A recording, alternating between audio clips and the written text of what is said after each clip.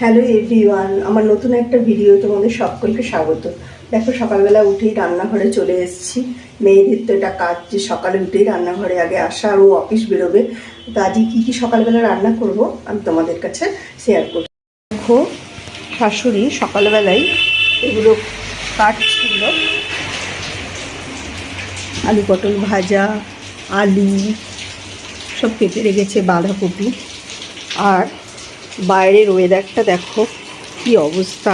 কাল রাত থেকে এমন বৃষ্টি শুরু হয়েছে, ঝড় আর বৃষ্টি, জানি না কি হবে। আর জামা কাপড় কাচলেই বা কীভাবে শুকনো হবে কে জানে।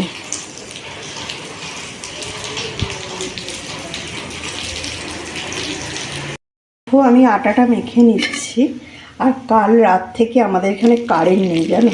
কারেন্ট না থাকলে যে কী অসুবিধা হয় তা বলার কথা না।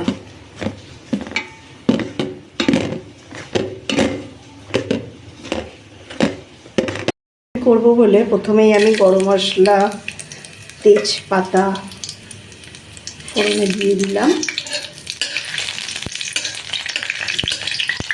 এটা ভাজা হচ্ছে। আর টমেটোগুলো আমি জলে ভিজিয়ে রেখেছি, কেন দানাগুলো বাদ দেবো বলে। এরপর টমেটোটা দিয়ে দেবো।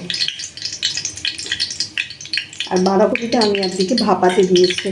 বাঁধাকপিগুলো ভাপিয়ে খাওয়াই ভালো। এখনকার সবাই বলে যে অনেক সার দেওয়া হয়, তো এরকমভাবে ডাইরেক্ট খাওয়াটাও ঠিক না। আর একটু নরম হয়ে গেলে সকালবেলা রান্না করতেও সুবিধা হয়।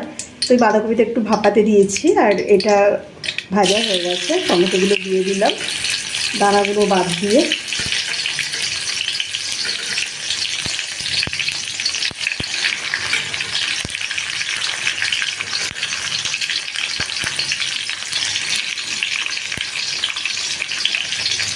একটু নুন দেবো, দিয়ে এটা ঢাকা দিয়ে দেবো। একটু নুন দিয়ে এটা ঢাকা দিয়ে দিলে তাড়াতাড়ি নরম হয়ে যাবে। আর একটু নুন দিয়ে এটা ঢাকা দিয়ে দিলাম।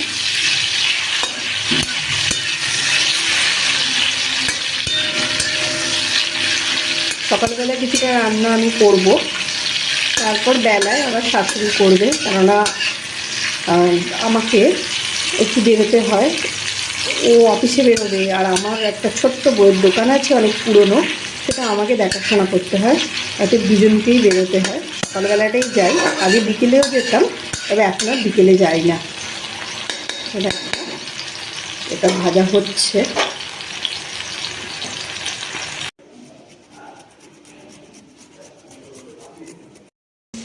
দেখো, কারেন্ট না থাকায় মিক্সি তো চলবে না, তো কী করা যায়। তো আদাটাকে ওই একটু গ্রেট করে নিলাম। দেখো, এবার এটা দেব।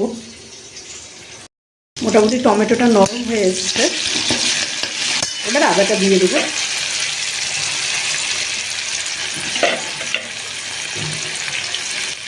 কারেন্ট না থাকলে সত্যি খুব অসুবিধা।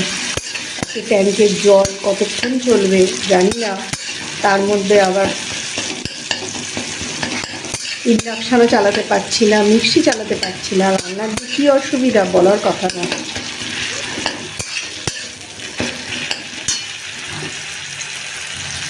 এরপর দেখো, এর মধ্যে দিলাম হলুদ গুঁড়ো,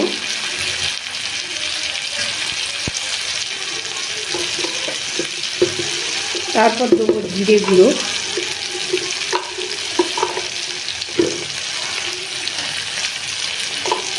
আর দেবো ধনের গুঁড়ো। এবার এগুলো দিয়ে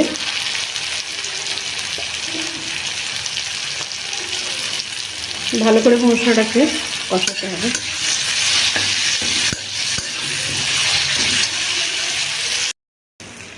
দেখো, এর মধ্যে একটু লঙ্কার গুঁড়ো দিচ্ছি অল্প করে। আর মশলাটা ভাজা ভাজা হয়ে গেছে।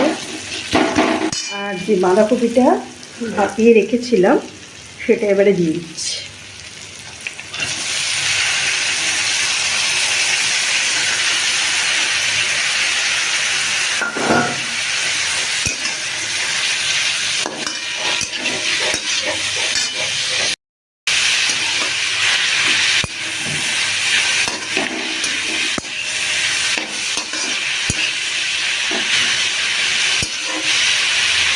বাঁধাকপিটা আস্তে আস্তে হতে থাক আর আলুগুলো ওদিকে ভেজে নিই।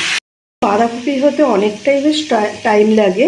আমি একটু ঢাকা দিয়ে বাঁধাকপিটা একটু কষাচ্ছি। আর এদিকে যে আলুগুলো ভাজতে দিয়েছি, আলুগুলো আলাদা ভেজে নরম করে এর মধ্যে দিয়ে দিই, একসাথে দিই না, একসাথে দিলে একটু অসুবিধা হয়। তোমরা যদি এই বাঁধাকপির মধ্যে একটু হিং ফোড়ন দাও তো খুব সুন্দর খেতে লাগে। হিংটা ফুরিয়ে গেছে, এই জন্য দিতে পারলাম না। বাঁধাকপিটা আমার হয়ে গেছে, আর এটা একটু ঘি দিয়ে জাস্ট নামিয়ে নেবো। আর এদিকে ভাত বসিয়ে দিয়েছি, আর একটু ঘি দেবো।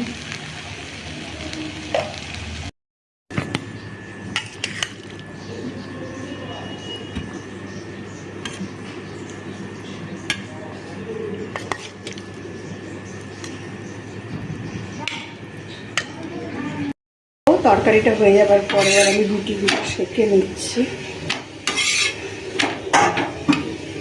সব থেকে কারেন্ট নেই বলে বেশি অসুবিধা, ইন্ডাকশানটা ইউজ করতে পারছি না। ভাতটাও গ্যাসে হবে, ওই জন্য তাড়াহুড়োটা খুব বেশি। অফিস টাইমে তাড়াহুড়ো মানে তো ভীষণ তাড়াহুড়ো।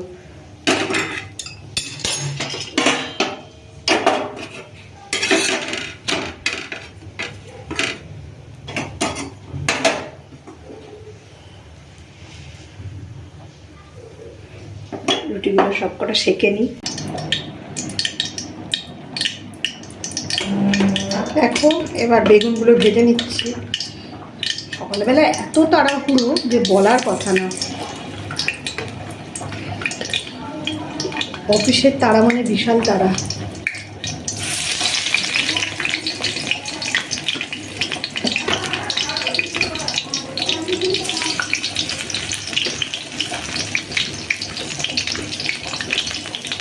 এদিকে ভাতটা ওদিকে হয়ে গেছে, নামিয়ে নেবো।